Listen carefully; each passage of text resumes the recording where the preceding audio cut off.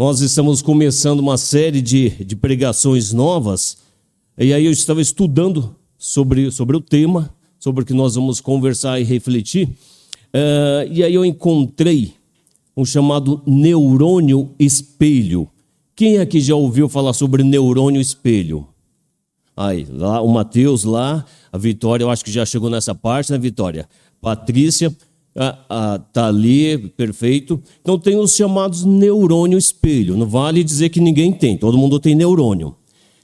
Neurônio espelho, então eu vou ler aqui, são células cerebrais que elas são ativadas quando nós exercemos alguma função, quando nós realizamos alguma atividade ou quando nós observamos alguém exercendo uma atividade, a gente observa e aí a gente faz igual.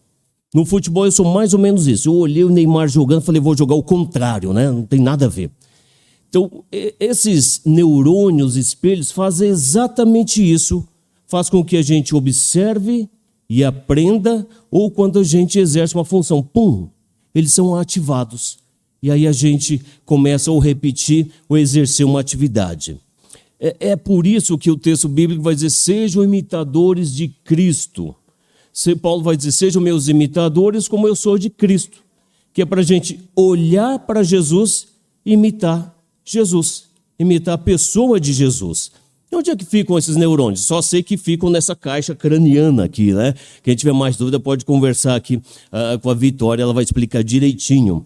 Mas diz que eles ficam no córtex pré-motor, no lobo parietal inferior e no córtex somatosensorial. Aí já falou outra língua, né? Aí já complicou.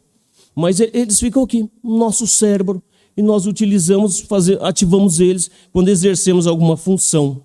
E eles moldam o nosso comportamento em vários momentos. O aprendizado por imitação. É por isso que às vezes a gente vê um bebezinho, vê um adulto, observa um adulto fazendo movimento, ele vai fazer. Então a internet tem vários vídeos engraçados, as crianças dançando, fazendo caretas, né? Por quê? Ativou esse neurônio, a criança olhou e começou a repetir os movimentos, os gestos, né? Então tem essa função de aprendizado por meio da imitação. E compreensão de intenções. O cérebro não registra apenas o movimento mecânico, mas ele antecipa o objetivo final de alguém. Então, ele vai compreender. Então, se eu levei o braço para pegar água, outra pessoa olhou, já entendeu que eu vou pegar água. Então, ele faz com que a gente compreenda a intenção, as intenções do outro. Empatia e contágio emocional. Já viram quando alguém boceja? O outro do lado já vai bocejar também, né? Não vale um dormir aqui, os outros irem dormindo, tá, gente? Mantenham-se firmes aí. Mas é isso, empatia e contágio emocional. Ao ver alguém chorar, passar por uma dor, o nosso neurônio, ativa. É por isso que às vezes a gente vê um vídeo de alguém se machucando, uma coisa terrível, nosso neurônio ativou. É por isso que nós sentimos a dor do outro, às vezes, na perda. A irmã Ivanir, essa semana, perdeu uma irmã. E nós compartilhamos com ela essa perda, mesmo que um pouquinho, mas nós sentimos a dor dela. O que é? São esses chamados neurônios espelhos.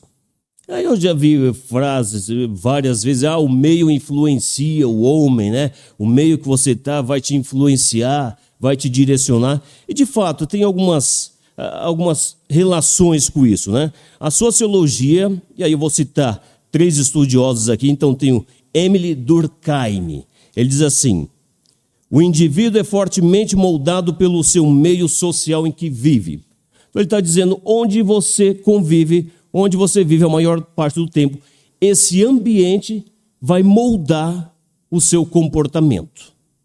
Então, onde você estiver ali, você vai começar a repetir, vai ser moldado por aquele ambiente. E aí nós temos a psicologia comportamental. Skinner vai dizer, o ambiente dita os estímulos que recebemos. Nossas ações, escolhas, até forma de se vestir. É por isso que agora nós estamos no período de Copa do Mundo, a gente vê um monte de gente já com camiseta do Brasil, se uniformizando, né? Tem a ver com essa psicologia comportamental. A gente vê um movimento e a gente vai acompanhando.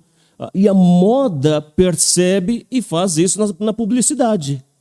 O que está em alta, né?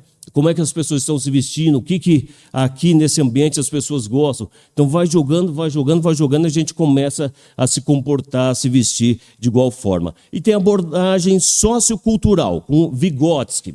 São autores aí que parte dos irmãos já ouviram falar, já leram, já tiveram acesso a essa literatura. Mas Vygotsky vai dizer que o meio influencia de fato o homem, mas o homem é capaz de alterar o meio através da ação, do conhecimento e da educação. Vygotsky vai dizer, é verdade, o meio influencia, mas o homem tem a capacidade de escolher se vai seguir ou não. O homem tem essa capacidade de tomar decisões. Então vamos lá. Durkheim vai dizer, o meio molda o homem, onde ele estiver, ele vai ser exatamente igual. Skinner vai dizer, o ambiente influencia o comportamento. Vygotsky vai dizer, o homem também pode transformar o meio. Aí a gente vem para as Escrituras, Jesus vai dizer, concordo em parte com isso daí. Aí Jesus vem para a nossa vida e ele transforma a nossa vida. Ele nos tira do pecado, diz, eu vou tirar você daqui e eu vou te trazer para uma vida santa. Então Jesus faz esse movimento inverso. Ele vai dizer, eu vou te transformar para que o seu comportamento seja diferente, seja santo, e para que você influencie o meio onde você está. Nós recebemos o Evangelho, entendemos que isso é tão bom, isso mudou tanto a minha vida, que eu vou falar de Jesus para outros. Aí eu vou influenciando, né? Chamo o vizinho, família, onde eu estudo, né? Onde eu trabalho. Então eu vou falando desse Cristo que transformou a minha vida. E nós entendemos que ele é capaz de transformar a vida de outros. E é exatamente isso. Então como é que Cristo transforma a vida? Vamos lá, liberta do pecado e nos traz para uma vida santa, para uma vida de salvação. Nós sabemos que o pecado é a morte, e Jesus diz, eu não quero que você fique no pecado e que o seu resultado seja a morte. Então Jesus, nos liberta. Como é que é isso? Eu ouço Jesus, eu entendo que eu sou pecador, eu me arrependo dos pecados e batistério. Sou batizado nas águas, sou imerso nas águas. Para quê? Perdão dos pecados e recebimento do Espírito Santo. Forma um novo caráter. Então, o linguajar que eu utilizava antes de Cristo, eu não vou mais usar. O ambiente que eu frequentava, dependendo do que eu não frequento mais, eu não quero mais frequentar. Essa transformação que Jesus faz, porque ele nos convida para uma vida de santidade. É melhor entrar caolho no céu do que ter os 2 olhos e ser lançado no inferno. Melhor entrar maneta, né, no céu do que ter as 2 mãos e ser jogado no inferno. Então Jesus nos convida para essa vida santa. E nos convida para ser luz, ser sal para esse mundo que está cada dia pior. Jesus diz, eu vou te transformar para que você transforme o mundo. A gente olha para Jesus, como é que fez Jesus? Jesus veio e fez um movimento social, Jesus foi um pulo. Não. Jesus começou chamando pessoas. Vem você, vem você, vem você. E Jesus foi transformando essas pessoas. Jesus chamou os 12 apóstolos, diz, eu vou transformar a vida de vocês. Vocês são agora pescadores de homens, para que vocês transformem o mundo. Levem transformação para esse mundo. E é isso que nós temos que entender. Que não interessa o meio onde estamos, Jesus me convida a segui-lo para nos transformar e nós transformarmos o ambiente, a nossa vida, a nossa família, o nosso casamento, nossa juventude, para que por meio disso o mundo seja salvo por meio de Cristo Jesus. Essa transformação que Jesus causa é muito grande. É muito grande e nós temos que levar isso para o mundo.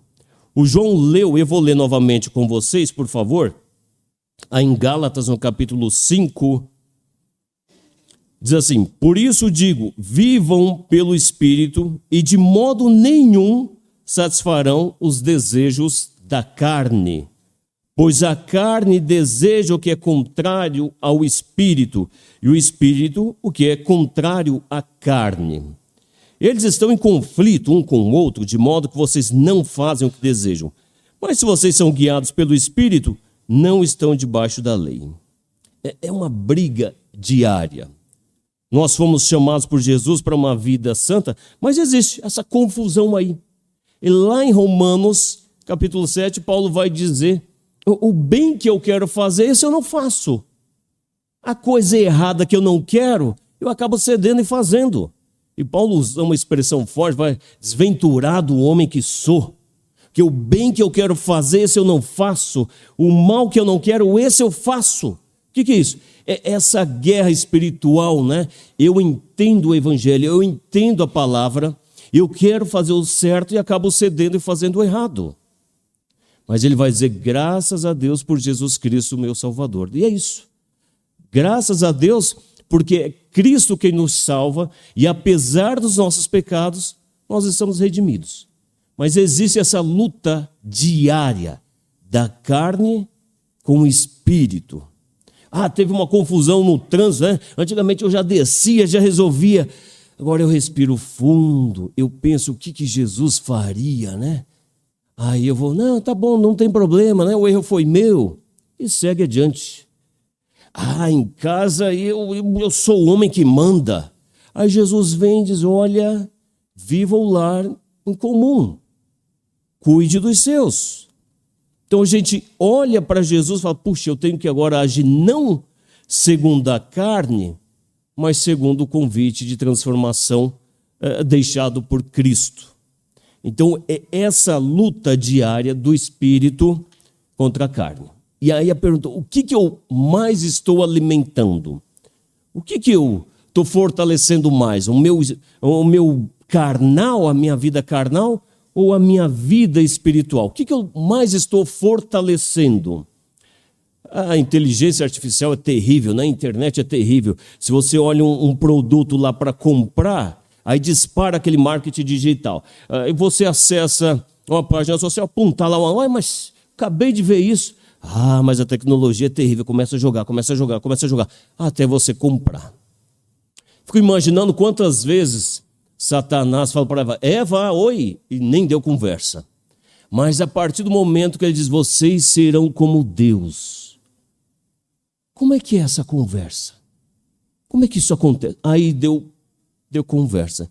Então, a partir do momento em que eu abro diálogo com o pecado, eu estou muito tendencioso a cair. Então, nós não podemos dar brecha ao pecado. Quem tem acesso à internet não pode dar brecha às coisas erradas, a clicar em algo que não deveria.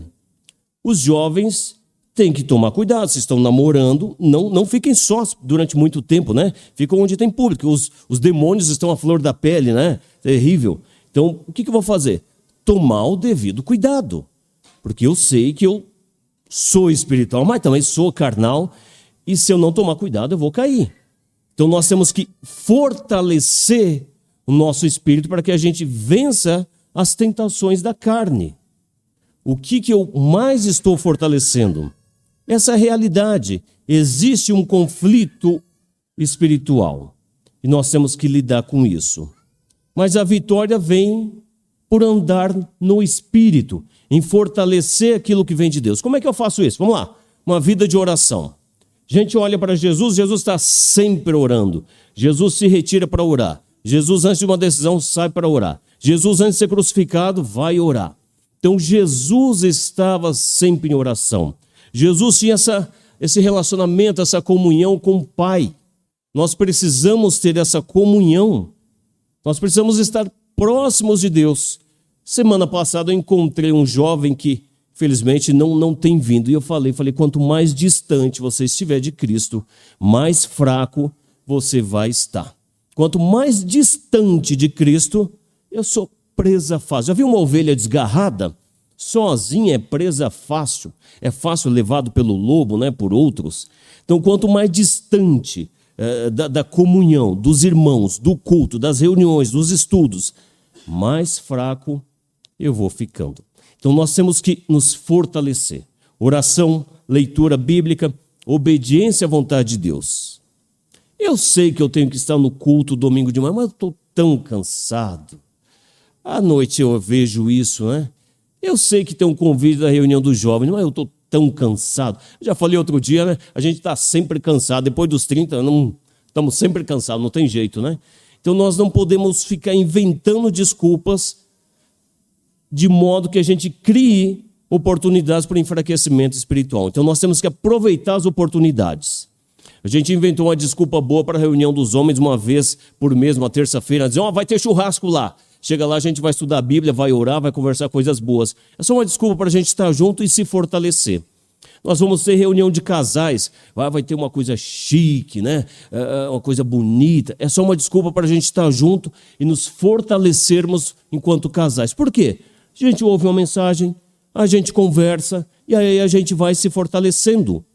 Busque meios para andar no Espírito e fugir das tentações da carne. Nós precisamos dominar a nossa carne. Precisamos dominar e não enfraquecermos, de forma que a gente deixe o Espírito agir. Controlar nossas palavras. Se eu dizer palavras que não deveria, eu vou cuidar, eu vou controlar. Controlar nossas emoções. Eu fico bravo rápido, né? Então eu vou me controlar. No trabalho tem nos computadores lá, respire fundo. É atendimento ao público, aí já sabe, né? Respire fundo. Respire, é isso. Olhe para Jesus, controle suas emoções, controle os desejos carnais. Controle os desejos carnais, controle os impulsos que nos levam ao pecado. Eu acho que 2002, na escola, teve uma palestra com algumas pessoas chamada Alcoólicos Anônimos. Ele ficava repetindo, só hoje. Só hoje. Depois do fim da palestra, fui perguntar, falei, por que você fica dizendo só hoje? Ele falou, porque eu preciso lembrar que só hoje eu não vou beber. Amanhã é outro dia. Nós precisamos lembrar que só hoje eu não vou pecar. Amanhã eu começo tudo de novo. Mas hoje eu vou enfrentar os meus vícios, hoje eu vou enfrentar as minhas fraquezas, como? Aos pés de Cristo, aos pés de Jesus, orando, lendo, jejuando, buscando em Cristo forças para enfrentar as dificuldades. Nós precisamos fortalecer o nosso espírito. Os 12 passos dos alcoólicos anônimos. Reconhecer que não se consegue vencer o problema sozinho. Comunhão. Eu não consigo sozinho. Acreditar que existe um poder superior capaz de ajudar. Acreditar que Cristo está comigo e eu posso vencer.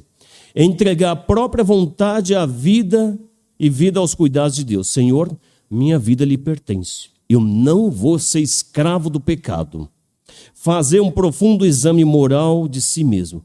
O que eu estou fazendo de errado? Eu vou deixar isso de lado. Eu vou começar de novo. Admitir diante de Deus, de si mesmo e de outras pessoas os próprios erros. Senhor, eu sou pecador. Nós somos batizados em Cristo, mas infelizmente nós continuamos fazendo pecado. Nós precisamos reconhecer e voltar para Cristo. Dizer, Senhor, eu sou pecador. Eu preciso da sua graça, da sua misericórdia, do seu perdão. Estar disposto a deixar que os defeitos de caráter sejam removidos. Eu preciso estar disposto a deixar o pecado de lado. Pedir humildemente a ajuda para superar esses defeitos. Me ajude a enfrentar as minhas dificuldades. Me ajude a enfrentar os meus pecados. Se preciso, vá conversar com outros irmãos. Peça ajuda, ore junto, mas peça ajuda. Listar as pessoas prejudicadas e desejar reparar os danos causados. Lista o que precisa ser reparado. Lista o que precisa ser perdoado. Fazer reparações diretas sempre que possível. Eu não vou mais fazer. Eu vou corrigir isso. Continuar avaliando a própria vida e corrigindo os erros prontamente. É uma luta diária. É uma construção diária. Eu preciso continuamente listar o que eu preciso corrigir, o que eu preciso tirar da minha vida. Buscar crescimento espiritual por meio de oração e meditação. Isso que eu falei. Aproveitar as oportunidades para crescer, para meditar, para se fortalecer e transmitir. E o último, transmitir a mensagem de recuperação a outras pessoas. Aquilo que eu já disse. Cristo mudou a nossa vida e essa mensagem nós vamos levar a outros. Eu tinha 6 outros pontos aqui para a gente discutir. Vamos deixar para outro momento. Neurônios espelhos. Quanto mais observarmos Jesus, quanto mais olharmos para Jesus, mais parecidos com Ele nós vamos ser. Vamos ativar esses neurônios que ficam parados aí sem utilização, né? Para olhar para Jesus e para nos parecermos ainda mais com Ele. Em meu lugar, o que faria Jesus? Se Jesus estivesse comigo, o que Ele faria? Vamos orar. Deus, obrigado, Pai, por estarmos juntos aqui. Obrigado por essa manhã de domingo em que pudemos refletir, em que pudemos olhar para Jesus. Pai, nós somos fracos de fato. O pecado vive nos assombrando. Nós estamos em Cristo. E em Cristo nós queremos pedir força para superar nossas dificuldades, nossos vícios, nossos comportamentos. Nós queremos ter a vida transformada por Cristo, pelo sacrifício de Jesus. Mas sozinho nós não conseguimos, Pai. Então por isso nós queremos pedir que Jesus intervenha em nossa vida, faça parte do nosso dia a dia, para que olhando para Jesus, a gente possa repetir as ações dele em nosso comportamento, em nosso falar, em nossas ações diárias. Deus nos ajude a sermos como Cristo. Amém.